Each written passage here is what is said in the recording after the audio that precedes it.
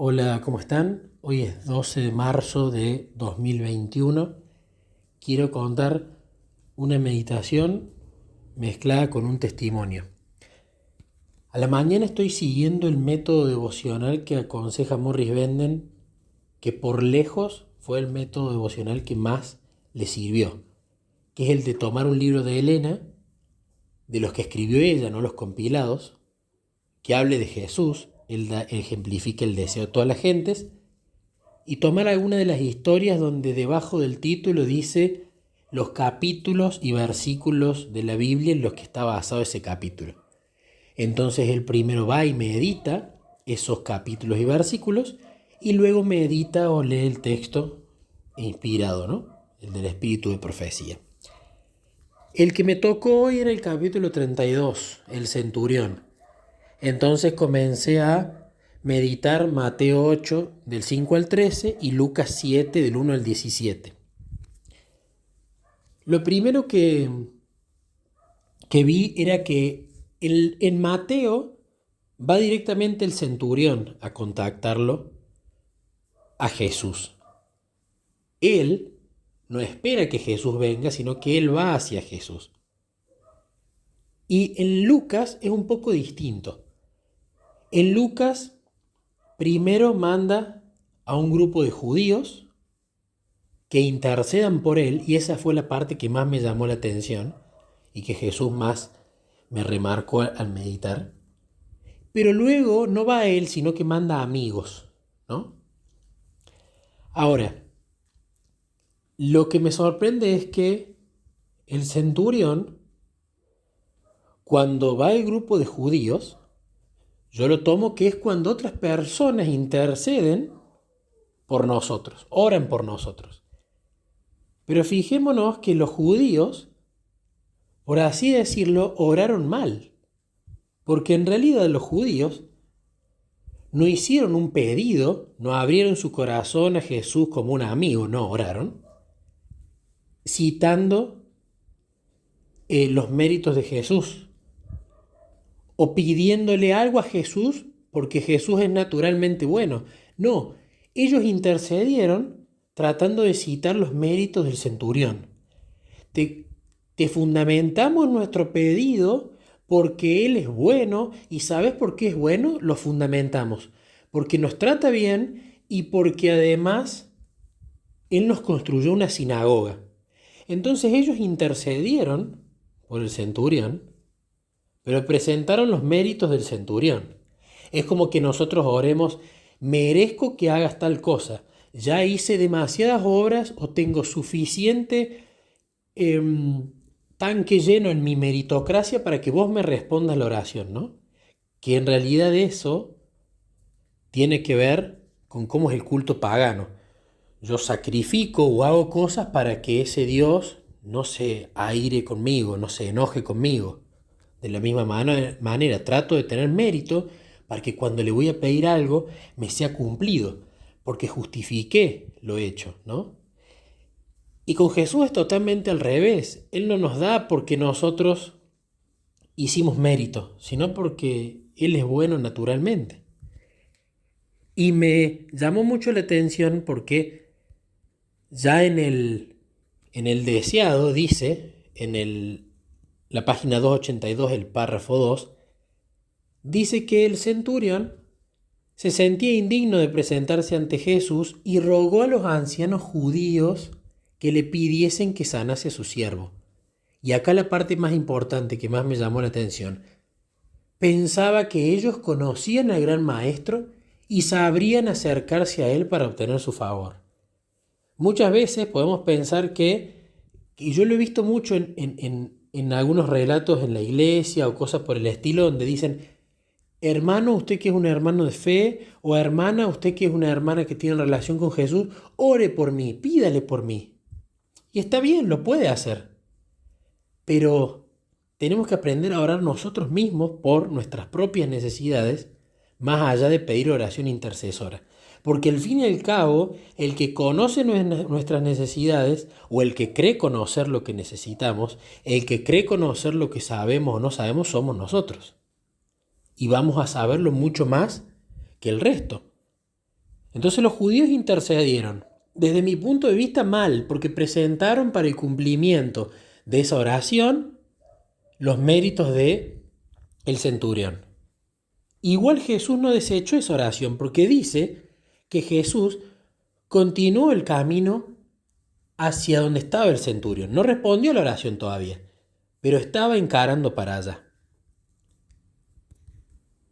Luego, en el deseado dice algo categórico.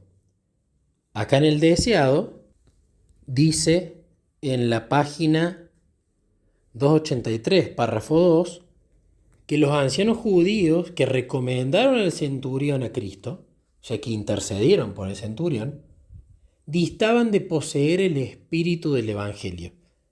No reconocían que nuestra gran necesidad es lo único que nos da derecho a la misericordia de Dios. En su propia justicia alababan al centurión por los favores que había manifestado a, y entre comillas, nuestra nación. Entonces, tiene que ver con que Dios es misericordioso con nosotros cuando le manifestamos las necesidades que tenemos y realmente sentimos que es una necesidad. Y Él lo cumple a su momento y a su forma. Pero acá claramente estos ancianos judíos no tenían relación con Dios. No escudriñaban las escrituras como está en Juan 15, sino hubiesen entendido que no es que porque ellos eran hijos de Abraham o porque tal persona había hecho tal mérito, tal cosa, tal otra, por las cuales las oraciones eran respondidas, sino que tiene que ver directamente de manera proporcional con respecto a la necesidad que tenemos. Pero luego de eso, en Lucas 7, del 1 al 17, dice que el centurión lo que luego hizo, el centurión envía amigos. O sea, primero le rogó a los ancianos judíos, como nos amplifica Elena en el deseado, pero luego el centurión envía amigos, dice. Y dice que ahí esos amigos le dijeron a Jesús: no te molestes, yo no soy digno de que entres en mi casa. Por eso no sentí que iba a ser digno ir a ti. Pero simplemente con que vos digas la palabra, mi siervo va a ser sano. Y él poniendo de ejemplo su trabajo, porque como yo también estoy a cargo de gente, vos estás a cargo de las potestades de los ángeles no caídos. Entonces simplemente podés ordenarles y ellos van a ir y van a curarlo. No hace falta que vengas hasta acá. Tu palabra totalmente funciona. No hace falta que vos vengas, lo toques. Con que digas, ya está. Yo lo entiendo. Entonces, el centurión, fijémonos que después, bueno, en Mateo va él y en Lucas envía amigos. Pero la palabra amigos nosotros comúnmente, muchas veces cuando conocemos a alguien un poco, ya pensamos que es nuestro amigo, ¿no? Pero en esa época tenía que ver con una relación muy íntima, ¿sí? No cualquiera era mi amigo. De hecho, cuando Jesús le dice a los discípulos que son sus amigos, es porque tenía una intimidad de mucho tiempo. No es una amistad así nomás. Entonces, un amigo del centurión, que es como si fuera un embajador que lo conoce al centurión, sabe cómo siente, sabe cómo es, conoce su personalidad, sus gustos, ha pasado tiempo con él, que vaya un amigo a hablar ante Jesús o que vaya el centurión era básicamente lo mismo, porque si intercedía alguien que lo conocía tan bien el centurión diciendo las mismas palabras que el centurión diría, o que vaya el centurión mismo, probablemente iba a tener el mismo resultado. En Mateo fue el centurión, en Lucas fueron sus amigos.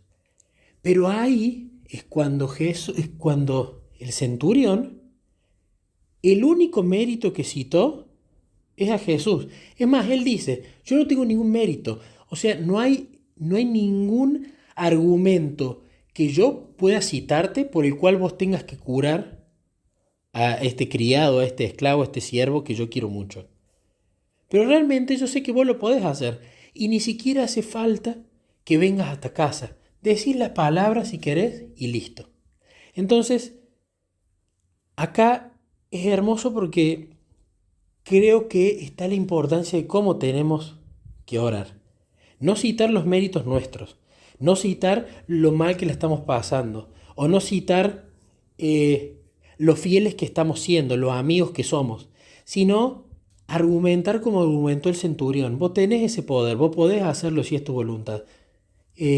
Podés transformarlo de un momento al otro. Y el centurión oró y Jesús terminó cumpliendo. Entonces, la conclusión de esta meditación lo que me llevó era, número uno, está bueno que los demás intercedan por uno, por supuesto, pero es mucho más importante que uno interceda por sí mismo, y eso se traduce básicamente en tener una relación íntima, estrecha, en permanencia, de calidad, de mucha intimidad, de mucha sinceridad con Jesús. Y en esa relación, naturalmente, voy a pedirle cosas. Pero la segunda, y la que más me llegó, y la que tiene que ver con el testimonio que voy a contar ahora, el hilo conector, es el siguiente, que es el hecho de no andar fundamentando mi oración en cuanto a que hice esto, o que hice aquello, o que mira cómo la estoy pasando, o que mira realmente deberías dármelo por esto, por otro, por lo otro. Sino es empezar a centrarse un poco más en, vos tenés ese poder, Jesús. Vos sos bueno, y vos sabés si lo que te estoy pidiendo está bien o no. Yo te fundamento qué necesidad siento, por qué lo necesito a eso, pero yo no pongo ningún mérito de mi parte. No trato de sumar porotos, en absoluto. ¿Y qué pasó hoy cuando yo estaba leyendo esta historia y meditándola? En un momento, cuando estaba leyendo esta parte, Jesús me impresionó con, ahora quiero que vos me pidas eso que necesitabas con ese enfoque. ¿Qué es lo que yo necesitaba? Y voy a hacer el paréntesis. Resulta que mi hijo Niquito, como estaba una semana con su mamá y una semana conmigo, y ahora empezaba en el colegio, tiene que ir una semana presencial y una semana no presencial. Entonces la semana que no va presencial se queda conmigo.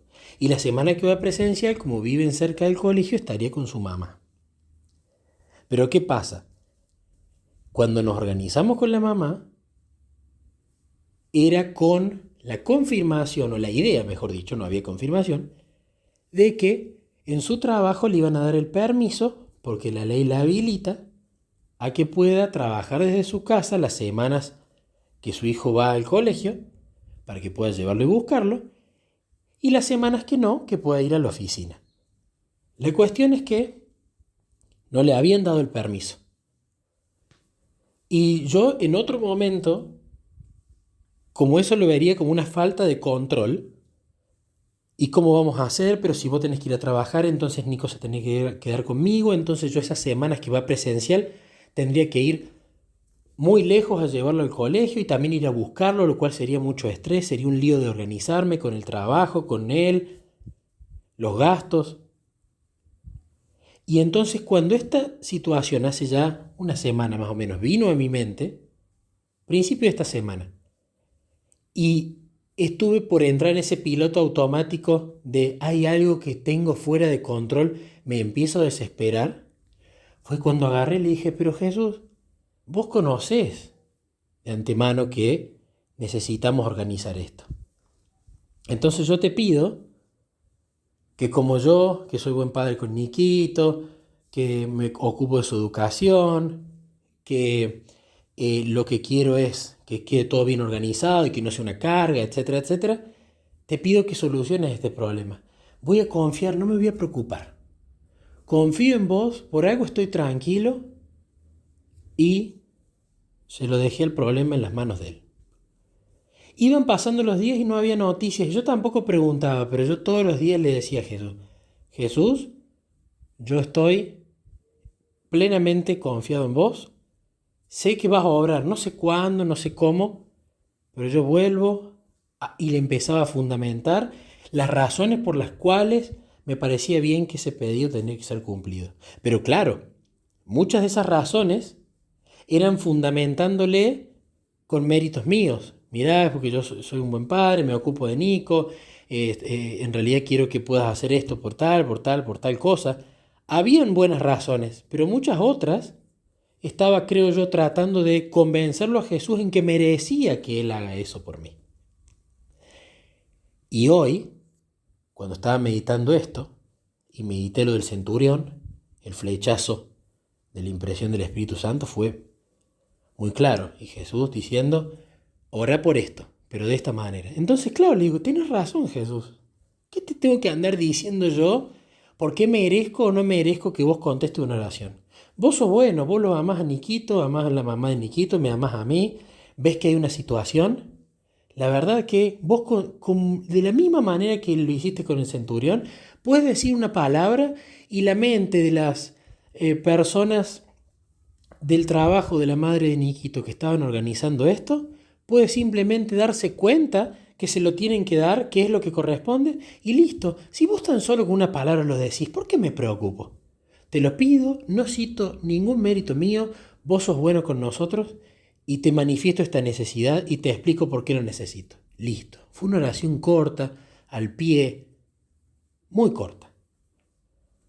Al poco tiempo me escribe la madre de Niquito y me cuenta que finalmente en el trabajo, a último momento, le habían habilitado para trabajar de su casa. Entonces me puse naturalmente muy contento, muy feliz. Pero claro, yo quise ver por qué me pediste que interceda justo esa hora, justo ese momento. ¿Por qué fue tan claro? Entonces le pregunto a la mamá de Niquito.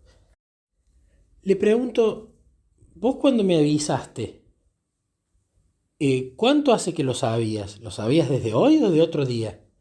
Y me dice, no, hoy me avisaron. Entonces le digo, ¿y a qué hora te avisaron? Y me pregunta, me dice, y cuando yo te hablé, hacía más o menos 10-15 minutos que había terminado la reunión. Y cuando yo me puse a calcular el tiempo, ¿no? La hora que me avisó, la hora de la reunión, la hora en la que entendí que Jesús a través del Espíritu Santo me pedía que ore por ese tema, todo encajaba. Cuando me pidió intercesión citando sus méritos y no los míos, y citando mi necesidad, y citando el poder que Él tiene con su palabra para que si es de su voluntad lo pueda hacer en un milisegundo, fue justo en el momento donde estaba esa reunión. Y gloria a Dios porque gracias a Él fue su voluntad el querer organizar esto. ¿Por qué cuento esto? Primero, como siempre, para gloria de Dios, los testimonios no nos los tenemos que guardar nunca. Ninguna experiencia es pequeña si es con el Rey del universo. Pero lo más importante es que ojalá sirva como me sirvió a mí y voy a empezar a ser más vigilante en mis oraciones. ¿Cómo le digo a Jesús las cosas cuando le pido? Trato de mostrarle méritos míos, trato de realmente darme cuenta de que la misericordia de Él tiene que ver con la necesidad que estoy sintiendo y no con lo que hago o dejo de hacer. Trato cuando oro y manifiesto una necesidad de poner sus méritos y de tener confianza en el poder que Él tiene para hacer las cosas sin importar tiempo, lugar, situación, etc. Así que ojalá este testimonio sirva para eso, para que si alguien está pidiendo algo, que revisemos la forma en la que decimos las cosas y que revisemos los fundamentos que damos, porque creo que quizás sin quererlo muchas veces creemos merecer las oraciones y no nos damos cuenta que en realidad nos las da por lo bueno que es o nos las responde por lo bueno que es y no por lo menos malo o más obradores que somos nosotros.